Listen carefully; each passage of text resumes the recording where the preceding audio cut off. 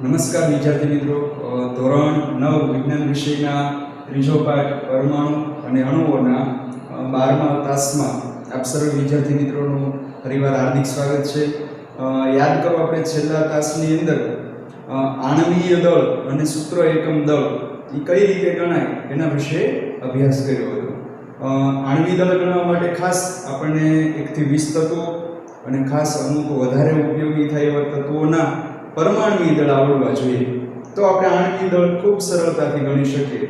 અને આપણે આણ્વીય દળ કઈ રીતે મેળવાય અથવા તો આણ્વીય દળ એટલે શું શીખ્યા હતા કે કોઈ પણ પદાર્થ હોય એમાં હાજર રહેલ પરમાણુના પરમાણ્વીય દળનો સરવાળો, એટલે આપણને આણ્વીય દળ મળી છે. એ જ રીતે સૂત્ર એકમ દળમાં પણ એવું જ હતું કે કોઈ પણ પદાર્થ હોય, સંયોજન હોય, એમાં હાજર રહેલા પરમાણુઓ, કેટલા પરમાણુઓ હાજર છે, દરેક પરમાણુના પરમાણ્વીય દળનો સરવાળો કરીએ એટલે આપણને સૂત્ર એકમ દળ મળી જતું હતું. અને એ સૂત્ર એકમ દળ અને આણ્વીય દળ વચ્ચે શું તફાવત હતો એ પણ આપણે શીખ્યા હતા કે અણુ હોય, અણુ કોઈ પણ ઘણા બધા અણુઓ જોડાઈને કોઈ પદાર્થ બન્યો હોય તો એને આણ્વીય દળ હોય.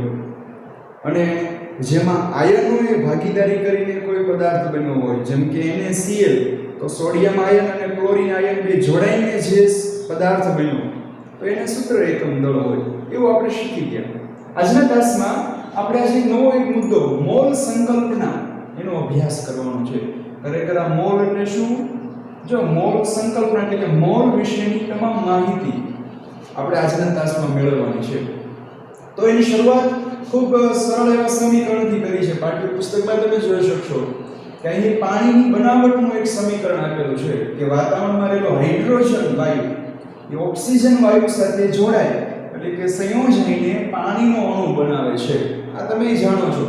તો આ પ્રક્રિયાને આપણે 2-3 રીતે વાંચી શકીએ કે અહીં હાઇડ્રોજન અણુ એ ઓક્સિજન અણુ સાથે સંયોજાય અને પાણીનો અણુ બનાવે. બરાબર? તો આને 2 રીતે વાંચી શકાય. પહેલી રીત તો આપણે કઈ રીતે વાંચીએ તો કે ભાઈ અહીં હાઇડ્રોજનના 2 અણુ, આ એક હાઇડ્રોજનનો અણુ છે H2, બરાબર? તો અહીં હાઇડ્રોજનના 2 અણુ ઓક્સિજનનો એક અણુ સાથે જોડાય અને પાણીના 2 અણુ બનાવે છે. H2O પોતે એક અણુ છે, O2 અણુ છે, H2 અણુ છે. તો આ બોલી શકીએ, આ રીતે લખી શકીએ કે હાઇડ્રોજનના 2 અણુ ઓક્સિજનના એક અણુ સાથે સંયોજાય પાણીના 2 અણુ બનાવે છે. તો આ એક રાસાયણિક પ્રક્રિયાને આપણે વાંચી ગણાય. અન્ય રીતે પણ આપણે આને વાંચન કરી શકીએ. તો જો અહીંયા હાઇડ્રોજનનો પરમાણ્વીય દળ 1, તો 2 દુને 4 હાઇડ્રોજન છે, તો આ એટલાનું પરમાણ્વીય દળ કેટલું થાય? 4U જેટલું, યુનિફાઈડ. બરાબર? ઓક્સિજનનું પરમાણ્વીય દળ 16, પણ આ 2 ઓક્સિજન છે એટલે O2 અણુનું પરમાણ્વીય દળ કેટલું થયું? અણુનું આણ્વીય દળ કેટલું થયું? તો કે ભાઈ 16 દુને 32U જેટલું થયું. તો આ 4U ને 32U ઓલ કેટલું થાય? 36U જેટલું. તો એમ પણ ખબર પડે કે 2 દુને 4 હાઇડ્રોજન, 4 હાઇડ્રોજનનું 4 અને 2 ઓક્સિજનનું 32, એટલે 32 ને 4 36U બન્યા.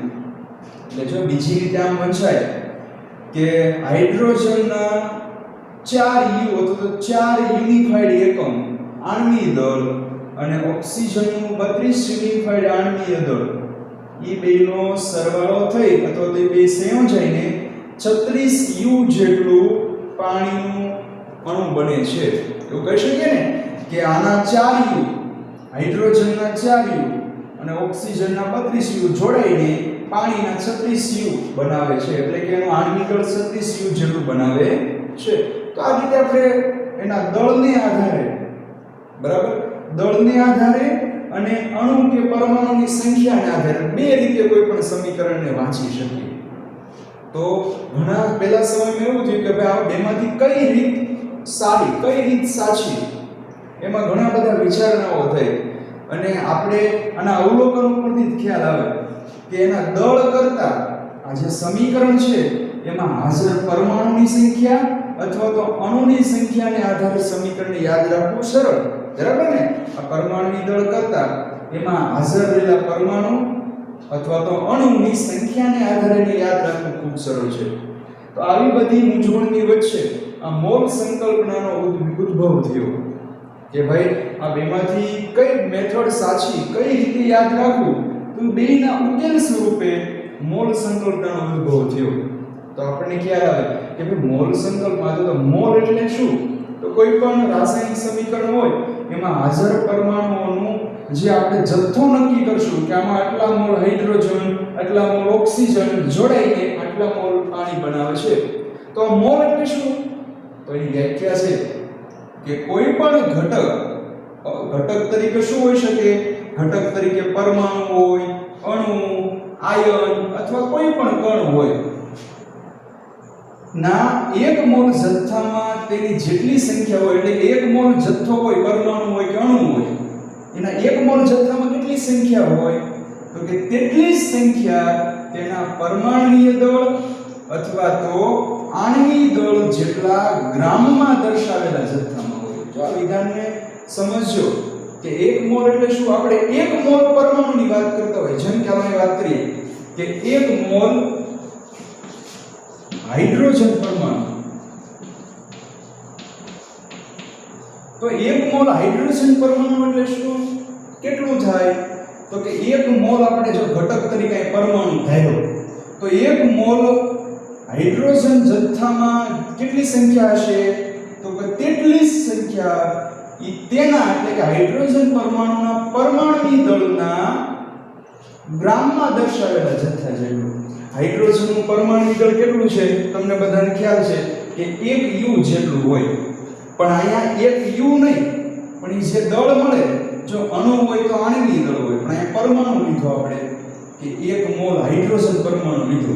તો 1 મોલ હાઇડ્રોજન પરમાણુમાં કેટલી સંખ્યા હોય? તો કે કેટલી સંખ્યા તે પરમાણુના પરમાણુય દળ, પરમાણુ લીધો એટલે પરમાણુય દળમાં જેટલા ગ્રામમાં દર્શાવેલ જથ્થામાં હોય છે. એટલે કે પાછળ યુ નહીં પણ આપણે ગ્રામ લખવું પડે. એટલે કે 1 મોલ હાઇડ્રોજન પરમાણુમાં કેટલા હાઇડ્રોજન પરમાણુ હોય? તો કે 1 ગ્રામ જેટલા હોય. હવે આની જગ્યાએ 1 મોલ આપણે H2 અણુ લઈએ, H2 અણુ લઉં તો 1 મોલમાં હાઇડ્રોજનના કેટલા અણુ હોય? તો કે ભાઈ 1 મોલ ઘટક તરીકે આપણે અણુ લીધો, તો કે કોઈ પણ ઘટક તરીકે આપણે અણુ, તો એ 1 મોલ H2 અણુમાં કેટલી સંખ્યા હશે? તો કે તેટલી સંખ્યા તેના આણ્વિય દળમાં દર્શાવેલા ગ્રામમાં જે જથ્થો એટલી. તો H2 અણુ છે એનું આણ્વિય દળ કેટલું થાય? તો કે 2 U થાય, પણ એ ગ્રામમાં દર્શાવવાનું એટલે કે 2 ગ્રામ. તો 1 મોલ હોય H2 તો એમાં કેટલા H2 ના અણુ હોય? 2 ગ્રામ જેટલા હોય. તો આપણને ખ્યાલ આવી ગયો કે કોઈ પણ ઘટક હોય, પરમાણુ, અણુ હોય કે કણ હોય કે આયન હોય, એના 1 મોલ પરમાણુ હોય, આયન હોય, અણુ હોય કે કણ હોય, તો એની સંખ્યા કેટલી હોય? તો કે પરમાણુ હોય તો પરમાણુય દળને ગ્રામમાં દર્શાવી એટલી હોય. અણુ હોય તો એનો આણ્વિય દળ હોય, એનો જે જથ્થો હોય ને આણ્વિય દળ 2, તો એને ગ્રામમાં દર્શાવીએ એટલો જથ્થો હોય. ઇન શોર્ટ, બરાબર? ખૂબ સરળ છે કે કોઈ પણ 1 મોલ લઈ વસ્તુ, અહીંયા પરમાણુ લીધો પહેલા, પછી અણુ લઈએ તો એની સંખ્યા કેટલી હોય? તો કે પરમાણુ હોય, પરમાણુ તો એનું પરમાણુય દળ હોય, હાઇડ્રોજનનું પરમાણુય દળ એને ગ્રામમાં દર્શાવીને એટલી હોય. બરાબર? અને 1 મોલ અણુ હોય, H2 અણુ, તો એમાં અણુની સંખ્યા કેટલી હોય? તો કે ભાઈ H2 નું આણ્વિય દળ હોય ને એને ગ્રામમાં દર્શાવીએ એટલો જથ્થો હોય 1 મોલમાં. બરાબર? તો ખ્યાલ આવી ગયો કે 1 મોલમાં એનો પરમાણુની કે અણુની સંખ્યા કેટલી હોય? તો કે એનું પરમાણુય દળ અથવા તો એના આણ્વિય દળને ગ્રામમાં દર્શાવીએ એટલો જથ્થો હાજર હોય. તો આપણે આના ઉદાહરણને આધારે પાઠ્યપુસ્તકમાં એક ચાર્ટ દર્શાવ્યો છે. એ ચાર્ટ શીખીએ. એ ચાર્ટ બહુ સરળ છે કે 1 મોલમાં કેટલો જથ્થો હોય એ આપણે દર્શાવેલો છે. જોઈએ ચાર્ટ.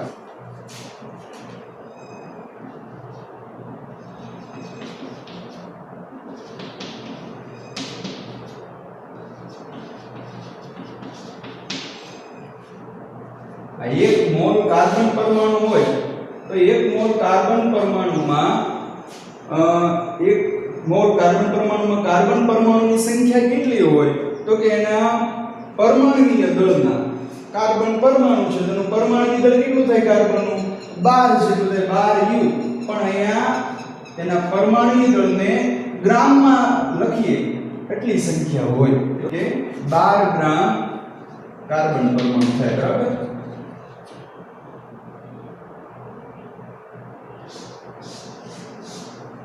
ખૂબ સરસ હવે આગળ એ જ રીતે અહીં 1 મોલ પરમાણુ લીધો એ જ રીતે આપણે 1 મોલ કોઈ પણ અન્ય પરમાણુ લઈએ જેમ કે એક ઉદાહરણ લઈએ 1 મોલ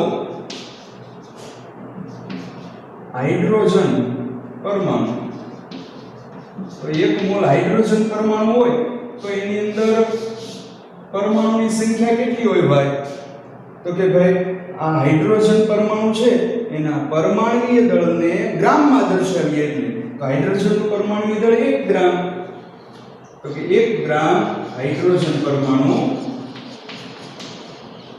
હોય બરાબર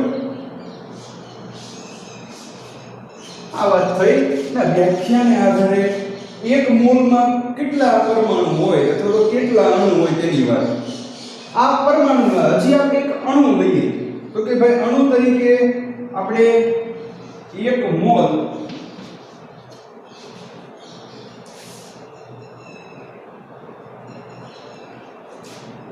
O2 અણુ લઈએ 1 મોલ O2 અણુ જો પાઠ્યપુસ્તકમાં ઉદાહરણ નથી કે 1 મોલ ઓક્સિજન અણુ હોય તો એમાં કેટલા અણુની સંખ્યા હોય તો કે અણુ હોય ને અણુ એના આણ્વિય દળને ગ્રામમાં દર્શાવીએ એટલી તો ઓક્સિજન અણુ હોય તો એનું આણ્વિય દળ કેટલું થાય એક ઓક્સિજનનું પરમાણુય દળ 16 તો બે ઓક્સિજનનું કેટલું થશે 32 એટલે કે 32 ગ્રામ ઓક્સિજન અણુ હોય કેટલા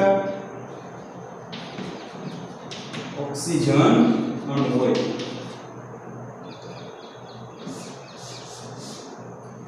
અને એ જ રીતે જો પરમાણુની વાત કરી અણુની વાત કરી અને કોઈ પણ કણ હોય આપણે ધારીએ કે કોઈ પણ કણ છે કણ તરીકે પરમાણુ અણુ આયન કે કોઈ પણ હોઈ શકે તો 1 મોલ કોઈ કણ લઈએ કેટલો 1 મોલ 1 મોલ કોઈ કણ હોય તો એમાં એ કણમાં સંખ્યા કેટલી હોય કણની 1 મોલમાં 1 મોલ કણ કોઈ પણ હોય તો એની સંખ્યા કેટલી હોય તો કે ઈ કણ હોય એને સાપેક્ષ પરમાણુય દળ અથવા તો એના આણ્વિય દળ તરીકે જો અહીં એક કણ તરીકે પરમાણુ હોય તો એના પરમાણુય દળને ગ્રામમાં દર્શાવી એટલી હોય અહીં કણ તરીકે અણુ હોય તો 1 મોલ અણુમાં સંખ્યા કેટલી હોય એને આણ્વિય દળને ગ્રામમાં દર્શાવી એટલી તો અહીંયા છે 1 મોલ કણમાં સંખ્યા કેટલી હોય તો કે ભાઈ ઈ કણના પરમાણુય દળ અથવા તો આણ્વિય દળ છે કેટલું આણ્વિય દળ છે પરમાણુય દળ અથવા તો આણ્વિય દળ છે એટલા સંખ્યા હોય આગળ આપણે પાઠ્યપુસ્તકમાં નવી એક માહિતી આપી છે કે 1 મોલ જથ્થામાં આપણે કેટલી સંખ્યા હોય તો ધારી લીધી ગ્રામમાં પણ આગળ એક ઇટાલીનો એક વૈજ્ઞાનિક હતો એમિલિયો એવોગાડ્રો એણે 1 મોલ કોઈ પણ વસ્તુ હોય પરમાણુ હોય અણુ હોય કે કોઈ પણ આયન હોય કણ હોય તો 1 મોલ જથ્થામાં હાજર ફિક્સ સંખ્યા અને પ્રયોગોને આધારે તારવી ત્યાં જો લખી છે કે 1 મોલ જથ્થામાં હાજર ઘટક એ ઘટક તરીકે કોઈ પણ હોય તેની સંખ્યા કેટલી હોય 6.022 ગુણ્યા 10 ની 23 ઘાત જેટલી હોય કેટલી 6.022 ગુણ્યા 10 ની 23 ઘાત જેટલી સોરી આ 1 મોલ જથ્થામાં હાજર ઘટકની સંખ્યા આટલી છે બરોબર 6.022 ગુણ્યા 10 ની 23 તો આ શ્રેણી આધારે નક્કી કરવામાં આવી કે આપણે જાણીએ એ પ્રમાણે લખીએ કે ઇટાલીનો આ ખાસ યાદ રાખજો ટૂંકા ગુણ માટે પ્રશ્ન પૂછાય કે ઇટાલીના એમિલિયો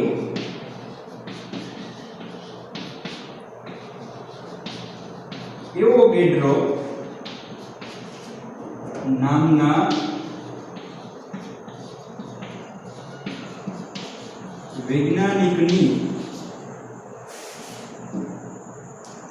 વૈજ્ઞાનિકના માનમાં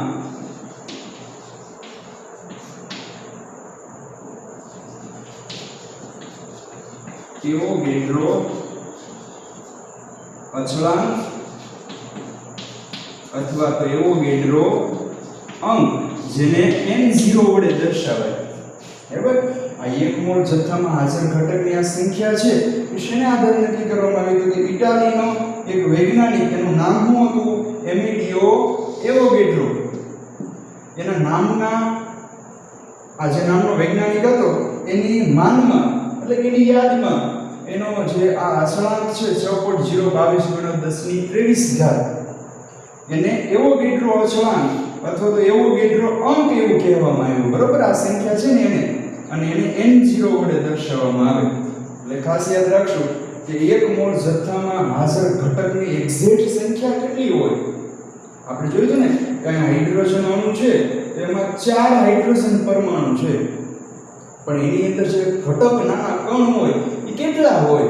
તો આ પ્રાયોગિક ધોરણે આ ઇટાલીનો જે વૈજ્ઞાનિક છે એને જોયું કે એની અંદર 6.022 જેટલી સંખ્યા પરમાણુમાં હોય. એક પરમાણુ એટલે લઈએ કે એક હાઇડ્રોજન પરમાણુ હોય તો એમાં ઘટકની સંખ્યા કેટલી હોય? તો 6.022 આ એક મોલ જથ્થાની અંદર એટલા ઘટકો રહેલા હોય છે. બરોબર?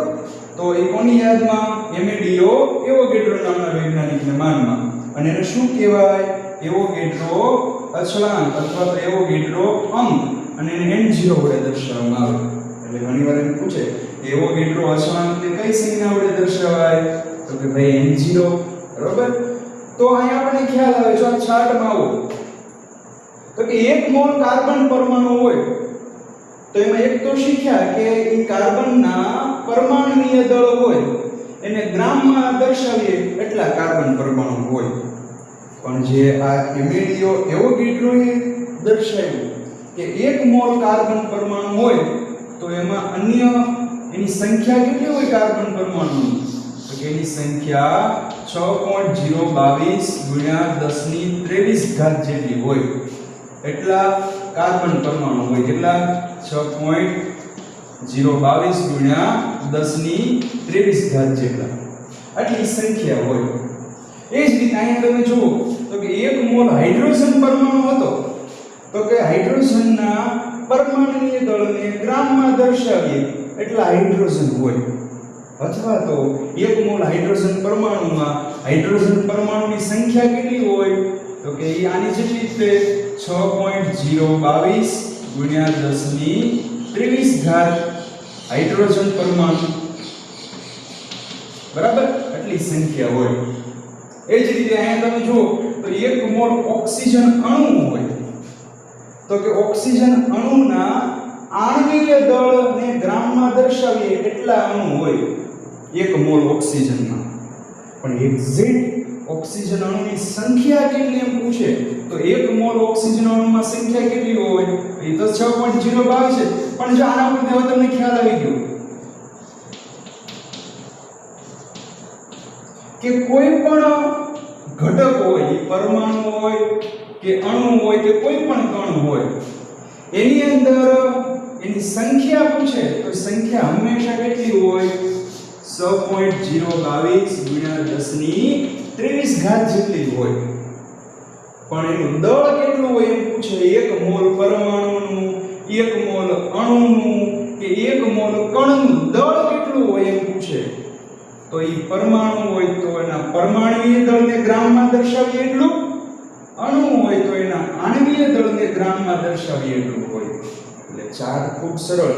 ટૂંકમાં આમ યાદ રાખજો કે એક મોલ એ ગમે એ હોય, પરમાણુ હોય, અણુ હોય, આયન હોય કે કણ હોય, એમાં સંખ્યા કેટલી હોય? હંમેશા 6.022 જેટલી. અને એ પરમાણુ હોય તો એનું દળ કેટલું હોય? તો કે પરમાણુના પરમાણુય દળના ગ્રામમાં દર્શાવેલા જથ્થા જેટલું.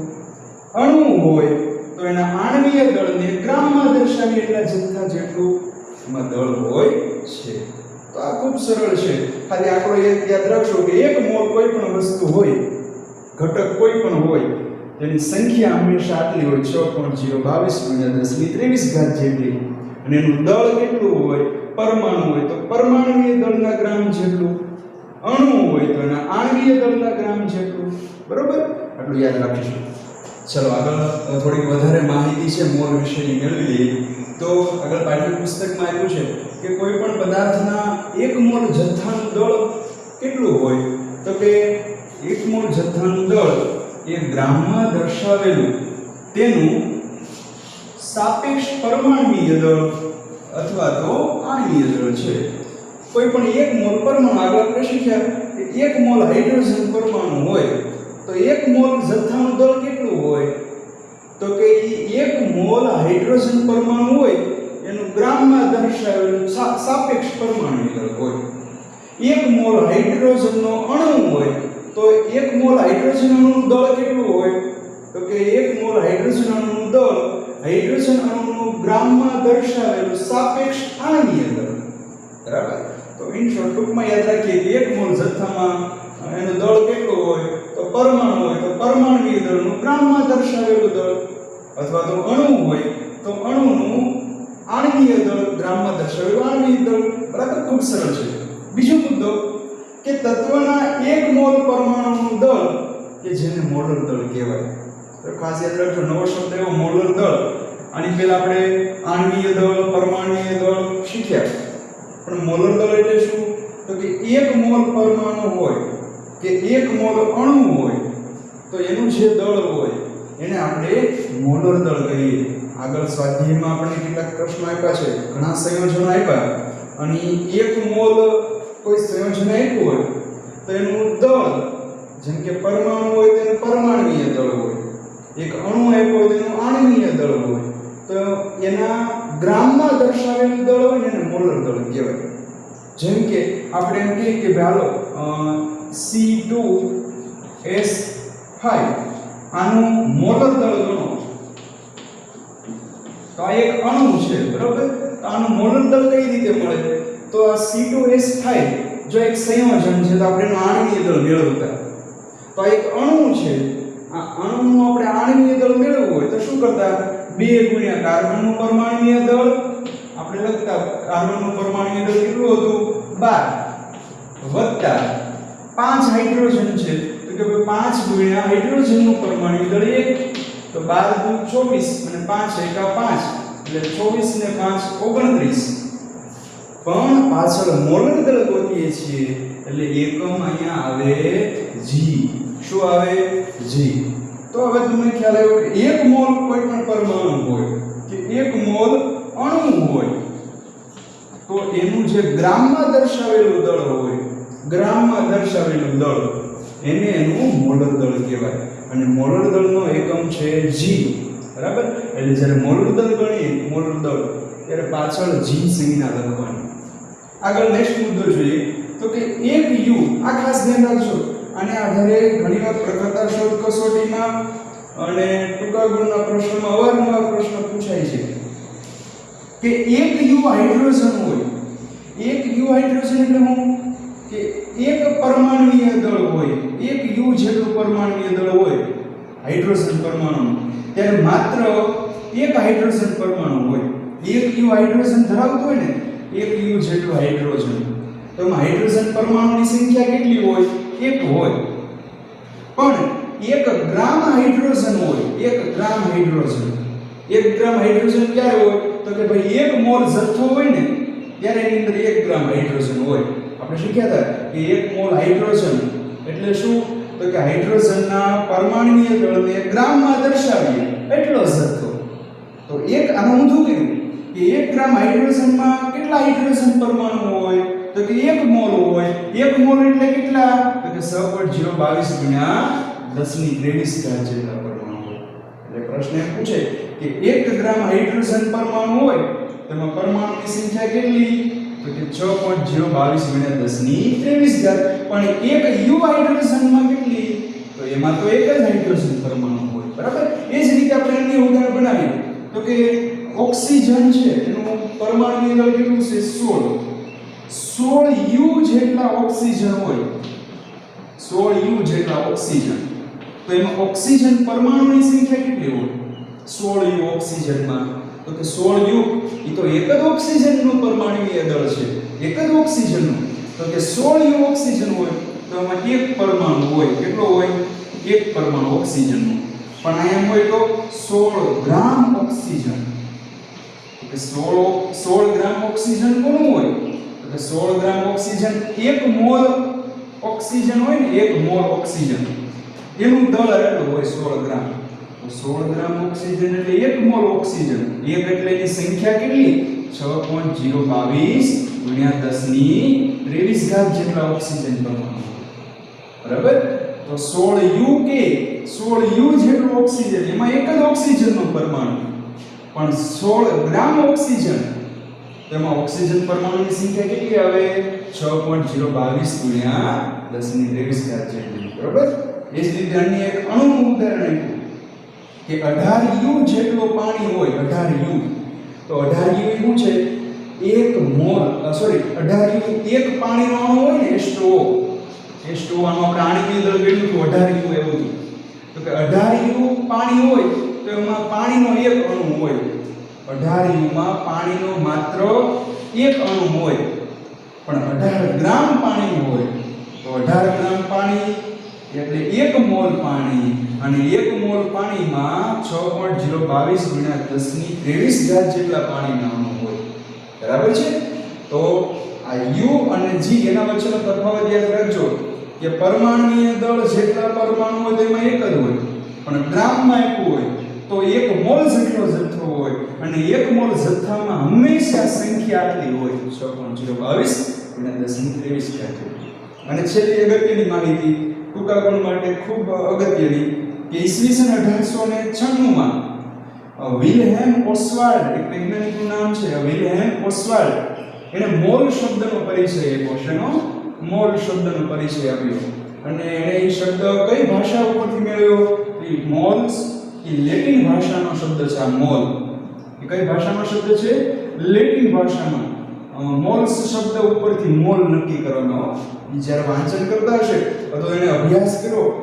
આ વિલ્હેમ ઓસ્વાલ્ડે બધા જ રાસાયણિક પ્રક્રિયાઓનો અભ્યાસ કરતા હોય ત્યારે એને જોયું કે લેટિન ભાષાનો શબ્દ મોલ્સ, એના ઉપરથી મોલ શબ્દ એને નક્કી કર્યો. એનો અર્થ શું થાય? આ મોલ્સનો અર્થ શું થાય? ઢગલો અથવા તો થપ્પી. જ્યારે ઘણા બધા પરમાણુઓની વાત આપણે ટૂંકમાં કરવી હોય ત્યારે આ મોલ શબ્દનો ઉપયોગ કરવામાં આવ્યો. બરાબર?